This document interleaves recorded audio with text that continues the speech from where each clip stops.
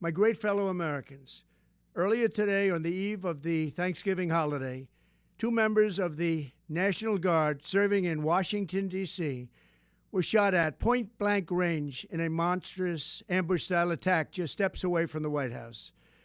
They had been deputized as part of the most successful public safety and national security mission in the history of our nation's capital, the D.C. Safe and Beautiful Task Force, which has achieved an unprecedented reduction in violent crime and crimes of all type.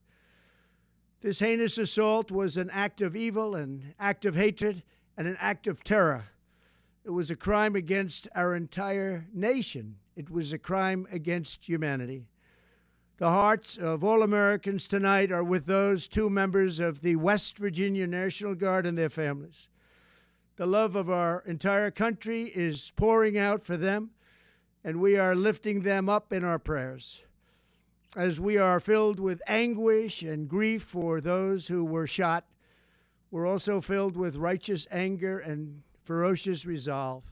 As President of the United States, I am determined to ensure that the animal who perpetrated this atrocity pays the steepest possible price.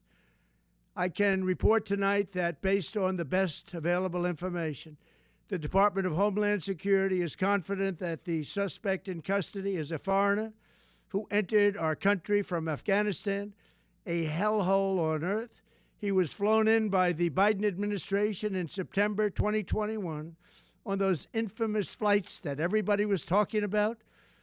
Nobody knew who was coming in. Nobody knew anything about it. His status was extended under legislation signed by President Biden, a disastrous president, the worst in the history of our country. This attack underscores the single greatest national security threat facing our nation. The last administration let in 20 million unknown and unvetted foreigners from all over the world, from places that you don't want to even know about. No country can tolerate such a risk to our very survival. An example is Minnesota, where hundreds of thousands of Somalians are ripping off our country and ripping apart that once great state. Billions of dollars are lost, and gangs of Somalians come from a country that doesn't even have a government, no laws, no water, no military, no nothing. As their representatives in our country preach to us about our Constitution and how our country is no good. We're not going to put up with these kind of assaults on law and order by people who shouldn't even be in our country.